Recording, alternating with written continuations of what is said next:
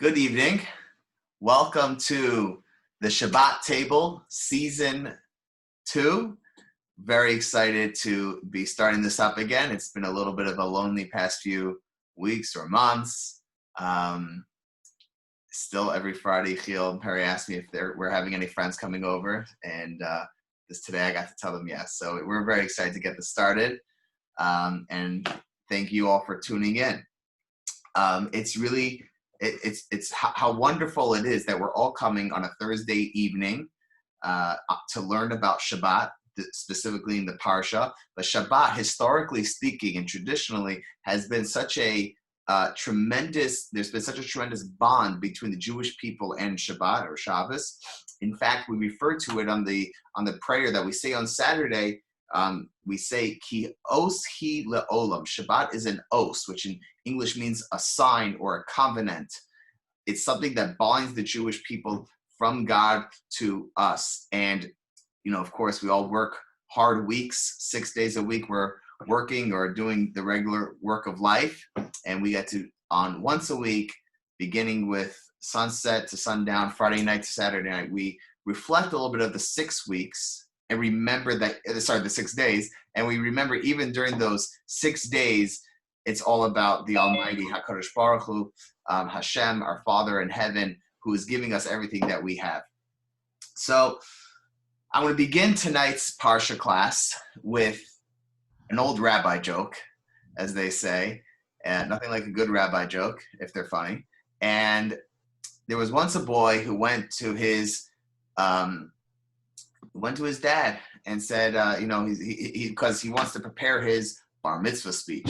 So he goes to his dad, says, I'm finishing up my bar mitzvah speech over here. And, the finishing touches, I just want to know a little bit of where I come from. So he says, Dad, can you tell me a little bit of where I come from? And Dad says, oh, you know where we come from. Adam, Eve, Adam, Chava, right? Jacob, Rachel, Abraham, Sarah, etc. And he goes, okay, fine. Jots it all down, goes to his mom. Mom, where do we come from? I just want to make sure I got this all for my bar mitzvah speech. And his mother's a big scientist. Mom says, oh, son, you didn't remember with this one. We discussed this when we were going over your science work. We come from gas, bacteria, apes, etc. And she goes through the whole thing. And this very puzzled, confused bar mitzvah boy is like, really? Oh, I didn't realize. But then he goes, one second, that's not what Dad told me. And he goes back to Dad and says, one second, Dad, you got to clear this up. You tell me that we come from Adam, Eve. Mom is telling me gas, bacteria, and apes. Which one is it? And Dad says, oh, there's no contradiction. Son, I was telling you about my side of the family. And Mom was telling you about her side of the family, right? And that thing, our introduction to what we're learning tonight is, where do we come from? Who do you and I come from? Of course, we understand, we know our parents brought us into this world, and God willing, we're going to bring in children into this world at the right time. And we continue the chain of all the things that we do are because of our parents that we know. But what about our grandparents? So most people know who their grandparents are. Most people probably know either they were privileged to meet their great-grandparents, or they remember their parents or grandparents talking about their great-grandparents, right? But what about great-great-grandparents, right? It starts to get a little sketchy. I don't even know if anyone here knows what their great-great-grandparents' name was. Okay, and then you keep going back, and it gets even harder and harder. So who were our collective great-great-great-great-grandparents? Of course, our forefathers are Abraham, Sarah, Isaac, and Rebecca, Rachel and Jacob, Rebecca and Leah, or in Hebrew, Abraham, Sarah, Yitzchak and Rivka, and Rachel, Leah, and Yaakov. Those are our matriarchs and patriarchs. Those are the people who we come from. And they lived extraordinary lives, incredible lives that they led, and fortunate are we that we have the Torah that records what they did in their life And we have it in our weekly Parshios, at least in the book of Bereshis, the book of Genesis, that tells us what those Parshios, what they did in their lives so we could learn from. And the first discussion that Abraham had with God, or at least the first discussion that is recorded in the Torah that Abraham had with God, with the Almighty, is this week's Parsha, which is Parshas Lech, the third Parsha of the book of Genesis, or in Hebrew, Sefer Bereshis, right? It was Bereshis, then that dealt with Adam and Eve, creation of the world, right? And then it was Parshas Noach, that was last week, right? Hashtag Teva, hashtag boat, right? And then this week we have Lech Lecha. So the beginning of this Parsha starts off with a very interesting and perhaps even strange commandment that the Almighty gives over to Abraham. What is that? So I'm going to read to you Parshas Lech Lecha. I'm going to read it in Hebrew and translate it as we go along. Vayomer Hashem el Avram, Lech Lecha mi'artzecha u'mimoilatecha mi'beis avicha el ha'aretz asher ar'eka. The Almighty said to Abraham, Lech Lecha, which will loosely translate as you shall go, but literally it means you shall go to you, which is, we're going to get to what that means. Me'artzecha, you should go from your land, where you are. Umi moilatecha, and from your birthplace, where you were born. Umi beis avicha, and from your father's house, your parents. El ha'aretz asher ar'eka, to the land that I will show you. And the Almighty doesn't stop there. God says, I'm going to make you into a great nation. I'm going to bless you. I'm going to make you a great name. And you're going to be a source of blessing. Now, by the way, Abraham is famous for the 10 tests. Avram Avinu, Abraham, our forefather, had 10 tests. And this, according to most opinions, is considered test number 1. Some opinions say that last week, the very end of Parshas Noach was test number 1. Most opinions, commentators, when counting the 10 tests that Abraham is famous for, we call the Asara Nisyonos, the 10 famous tests, they say this is the first one. And at first glance, one second, God told Abraham, what does he get in return if he leaves? He's going to be a leader of a great nation. He's going to be blessed. Rashi comments, of course, on this. It means money, be very, very wealthy, and a great name. So big following, lots of cash, and a great name, good PR. Okay? You usually don't get those 3 in one person, right? And God is promising Abraham all 3. And this is considered a test? So it's a famous question that's asked. And I believe the simple answer to that is because, believe it or not, it's very easy to get stuck in your ways. Where a person is in life, they're in rote, they're in a certain groove, they're in a certain motion, right? You tell a person, this happens to be, I sometimes see the world through dieting. I hate to say this, right? Here's a great example. It's kind of like starting a diet. It's kind of like, it's like what Mark Twain said about, I probably said this once in a different class, but about quitting smoking is so easy. I've done it thousands of times, right? So it's very similar when it comes to dieting. And when you try to convince a person not to eat something, you can write a whole list of things why a person should not eat this thing. You're going to feel bloated afterwards.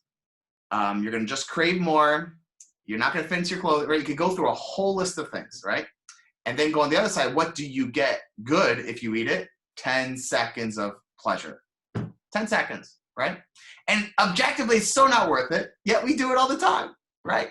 Myself included, right? We do it all the time. Just had dinner, right? So what do we see? Sometimes a person could have a great outcome, and it's totally justified, but it's very hard to get out of a rhythm. And God is telling him, you have to leave your land, your birthplace, your family, because even if I bless you and promise you so much, sometimes it's hard to leave a person's current state. That's the explanation that I heard. And by the way, a lot of educators learn from this verse, from this concept that a person is being tested, even though they're going to be promised so much if they do leave their regular comfortable surrounding, yet it's considered a big test, even though he was going to get so much blessing. A lot of educators learn from here. So when you see a child, right, it's talking to parents and teachers, when you see a child that's deviating from their family tradition or family morals or family practices, whatever it is, whether it's spiritual or physical health or whatever it is, if they're starting to deviate from their family, don't treat the symptom, treat the cause. The symptom is that if the family is a very structured, disciplined family, and this kid is becoming a reckless person, don't just start talking to him about why you're being so reckless, because that's treating the symptom. The cause is that something made him leave his current surrounding. Something made him feel rejected and he had to leave. So deal with the cause, deal with the root, not just the symptom. A lot of people learn that from here, because otherwise, without that push out, people don't like to leave their regular circumstances. Putting all that aside, let's objectively look at this pasuk, this verse. God tells Abraham, Lech Lecha, which means literally, right? Go to you. Okay, and where was I going to go if not? Okay, right? What does that mean, go to you? And then if that's not enough, God says, from where? Me artzecha, from your land. Okay. Umi moilatecha, and from your birthplace. Umi beisavicha, and from your father's house. Okay, to the land that I'll show you. By the way, what land was that? That was the land of Canaan, right, which is today Israel. So the connection, by the way, to the state of Israel and the Jewish people dates back to Parshas Lech Lecha, right? Not just 1948, but 1948. Did anyone get that? 1948, but also 1,948 years from the creation of the world, which was 3,000 or so years ago, right? So that's how far back our connection to Eretz Yisrael, the state of Israel, goes. In any event, so what's going on? So God says to leave these three places. Again, your land, to leave your land, birthplace, and father's house. So imagine if I'm telling you, everybody, I'm going to Europe tomorrow, right? Imagine we're able to just hop on a plane these days and go to Europe. So I'm also leaving Bexley or Columbus. I'm also leaving the state of Ohio. Right? Doesn't that sound strange? If I'm going to Europe, yes, I'm leaving Columbus, leaving Ohio, leaving the United States, and yes, I'm going to Europe, right? So that's really what's going on here. Hashem's telling him, go to the land that I'm going to show you, which is really Eretz Canaan. And yet, what Hashem says, but also leave your father's house, birthplace, and land to the land that I'll show you, which is incredibly redundant. So these two questions, number one, why did God say, go to you? And number two, why did God say these three things have led to a tremendous amount of literacy in the commentaries, the mefarshim, different explanations on the Torah. And I'm sure there are many, but I'm going to share with you some thoughts that I heard from Rabbi Y.Y. Jacobson, who said in the name of Rabbi Jonathan Sachs, who actually is Lord Jonathan Sachs as well. Incredible scholar. And to answer this, let's talk about three other people who happen to have been Jews. Let's talk about three people. And then these three people are people who have contributed a certain idea that has left a very strong, lasting impact on society. Whether that impact on society is positive or whether that impact on society is negative is not the discussion of tonight's class. You, our esteemed, my esteemed audience, will be the judge of that. But nevertheless, you cannot deny they have left a very, very strong impact on the world that we live in today. And the first person is Karl Marx. And who is Marx? So you might remember from history, lived from 1818 to 1883, and he was very famous for the socialist revolution. Marx believed that there should be no economic class. Wage workers, landowners should have the same power over one another.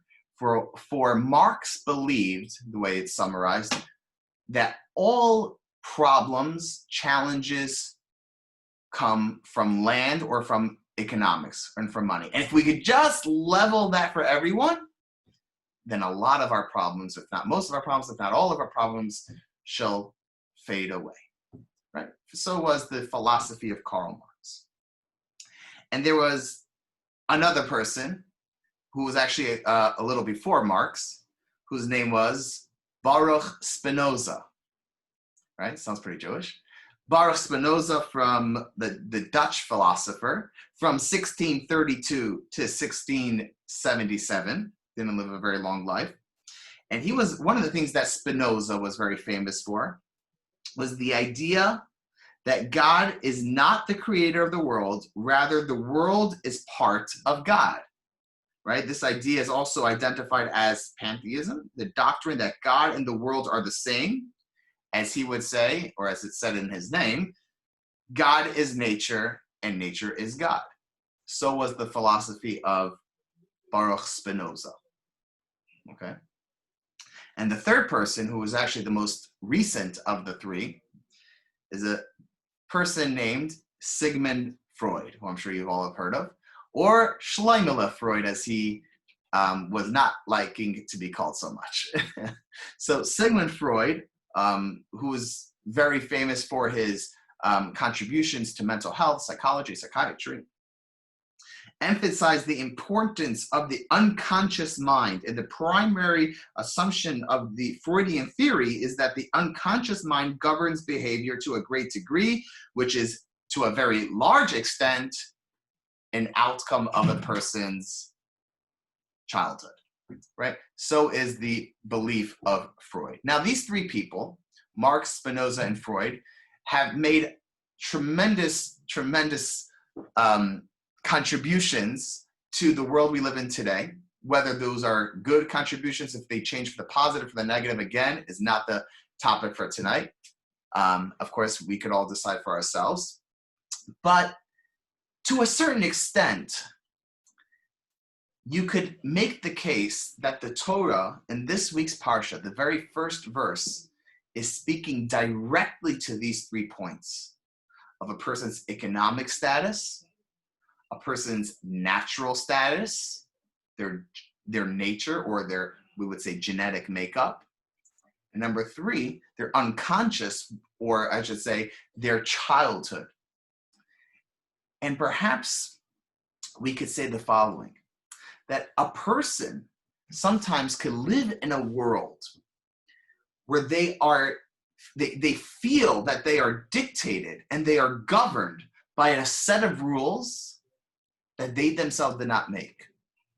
That their finances, their money, whether they have or their lack of, should define who they are and their quality of life. Or if a person is short or too tall or too big or whatever, their genetic makeup, or as they see it, should determine their quality of life. And sometimes people say that, yeah, the way my mom and dad raised me, that also shapes my way of life. You know, I know a great psychologist, Dr. David Lieberman, a really close friend and mentor of mine, who would give parenting classes, and he would start off his parenting classes as follows. He would say, moms and dads, you're going to mess up your kids. It's only a matter of how badly. And finally, one kid stood up and said, Mom, I told you messed me up. And then he decided from then on, he's never going to start off the class that way, right? People are, to a certain extent, byproducts of the home they grew up in. But do they have to stay that way? Are they locked in a mentality that says that if you grew up in such a home, so that means you're going to have to stay in whatever that confinement is? So I have to tell you, I met an incredible person this time almost a year ago, about 10 or 11 months ago. Name of this person, Nissim Black. Anyone heard of Nissim? So Nissim Black is a great guy. I got to meet, and African-American rapper from Seattle, Washington, who is now living in, I forgot where in Israel, a very, very religious neighborhood, who's a Hasidic Jew. He's decked out. He's got the full garb, the jacket, the hat, the whole thing, and the tzitz is flying out. 6 kids, right? He's as Jewish as it gets. And this guy, he said, he told me, I heard his story. He grew up in Seattle, in the hood. Parents are both big druggies. He wasn't taking drugs by 9 years old. He was dealing drugs at 9 years old. Okay, that was the home he grew up in. And eventually he realized that this is going nowhere. Unfortunately, his parents had to separate for whatever reasons, and he was out to fend for himself. And eventually he, sought meaning in religion. And, first it was with Islam, then to Christianity. And, he didn't feel that it was, he was really getting it all. A lot of questions that were not answered. And then he found Judaism, and he did a full-fledged, authentic conversion, now living in Israel with 6 kids, sending his kids to Jewish day school, and he still raps for a living. Just came out with the song Motherland Bounce with like 4.4 million views already. I can't say I'm the biggest fan of rap. I mean, yeah, it's cool, but it's not my favorite necessarily natural genre of music, but he has some great stuff. His songs collectively have millions of hits. His song Hashem Melech has like 7 or 8 million. He did with God Elba. It's incredible. You guys can look it up later. So, but this is a guy who grew up in the most incredible circumstances, yet he didn't let it define him. And we could look through so many other people who are successful, who may have had a very similar path. And according to this understanding, a person could go back to the first conversation that the Almighty has with Abraham, the first conversation Hashem has with our forefathers. And what's Hashem's conversation like? Lech, Lecha, go to you. What do you mean, go to you? Because the real you is something much deeper. The real you is something much greater, much more powerful. The real you is not me'artzecha, from your land, because your economic status doesn't have to define who you are and your quality of life. The real you, going to the real you is not your land. And it's also not mimoilatecha, from your birthplace, your nature, your genetic makeup, how tall or how short or whatever it is. That's not necessarily going to need to define you. Leave that and go where? Where should a person leave that mentality and go where? Lech Lecha, to the real you. And the same with from Beis Avicha. Sometimes every single person grew up in a home where at least one thing they don't want to continue, right? Everyone's got that one thing. Some people it's a little more than one thing, but everyone's got one thing, okay? Right? And we have to live with that for the rest of our lives? No, Lech Lecha, the real you doesn't have to live with that. The real you is something much greater. So I mentioned 3 people. Those 3 people were Marx, Spinoza, and Freud. But now I want to mention another person who's not Jewish. I don't think he's Jewish. You could tell me if he is. His name is Roger Bannister. Anyone know who Roger Bannister is or was? So Roger Bannister was the first guy to run the 4-minute mile, or I should say a mile under 4 minutes. An incredible thing. Now, this was in the 1950s, I think. Not that I remember, but it was somewhere around then. And prior to his doing that, everyone was running it like the elites. They were running it 4:03, 4:04. No one was hitting 4, but it was like 4:02, 4:03 was like the max. And everyone believed that's because it's not humanly possible to run a mile under 4 minutes. Okay?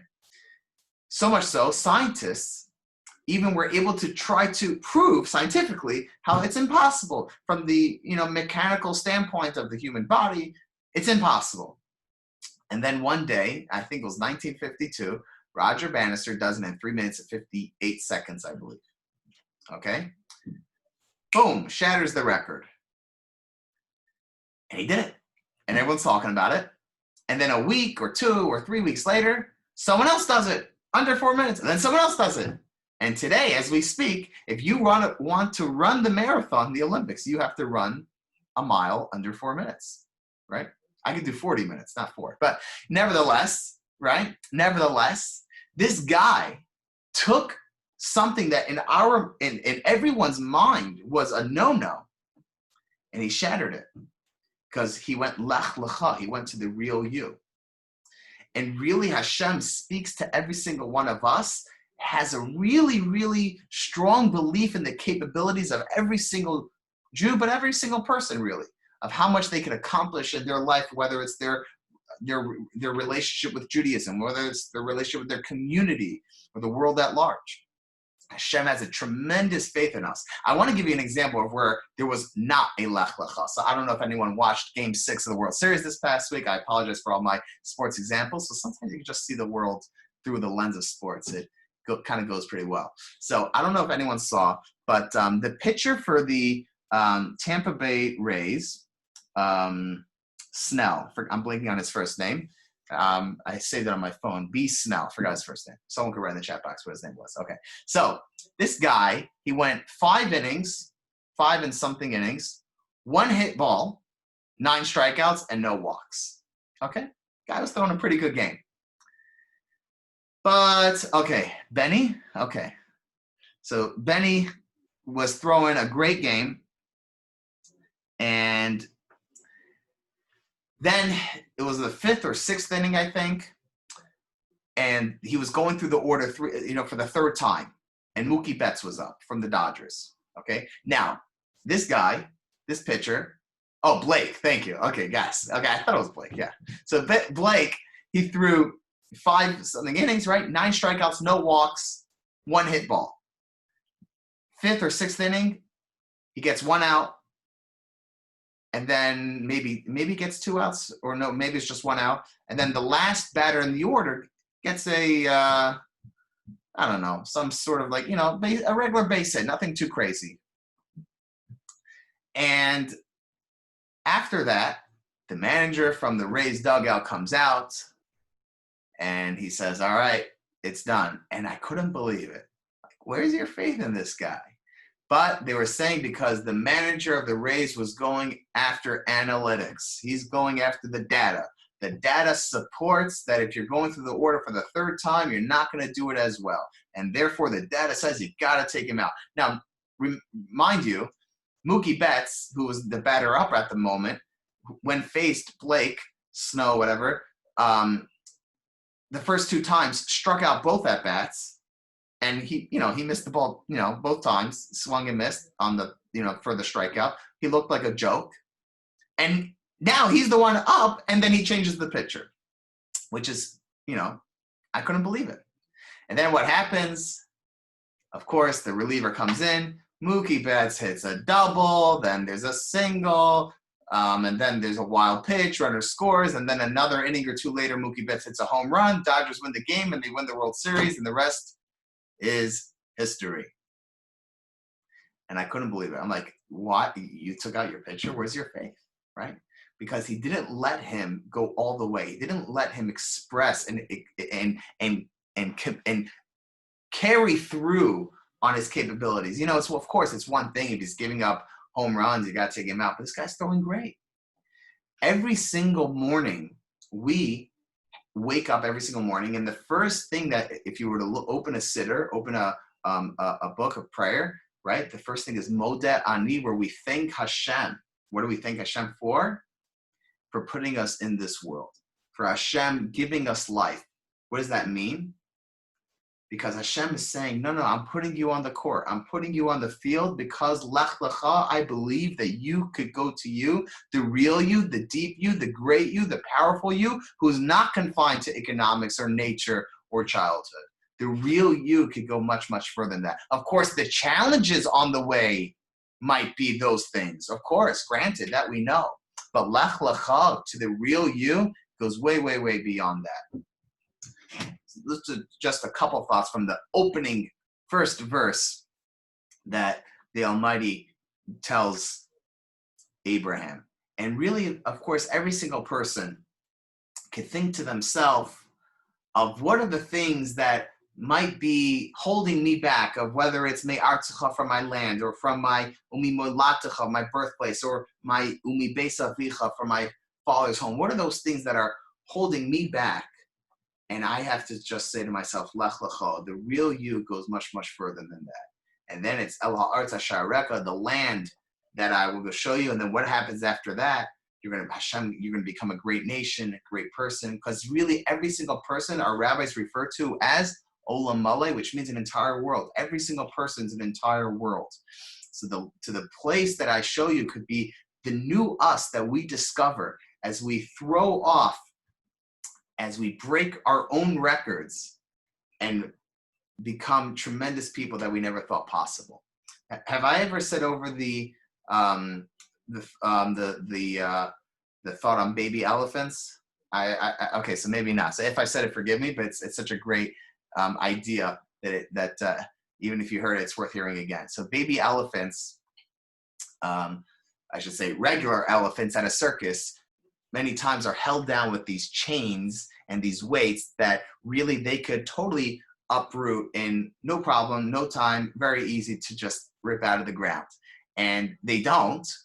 Why not? Because when they were a child, when they were a little baby elephant, they had the same weights. And at the time, it was not heavy enough, strong enough. They were not able to uproot it.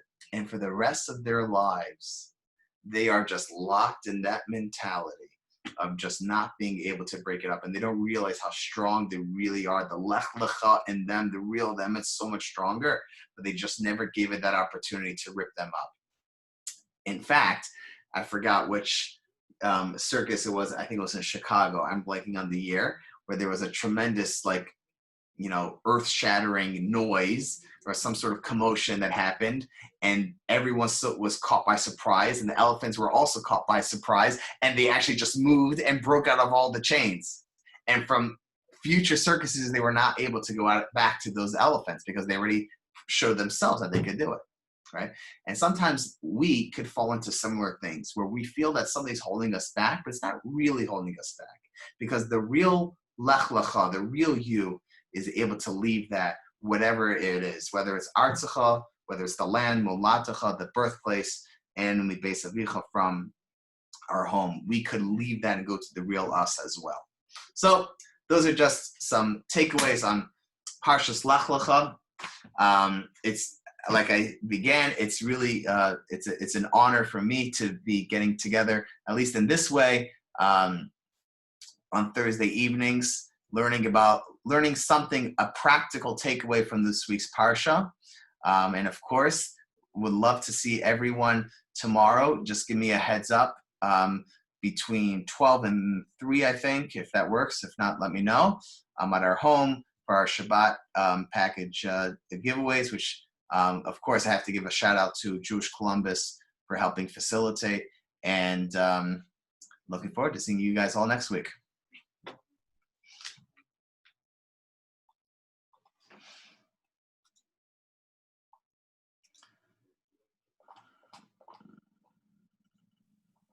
Shkayach. Thank you.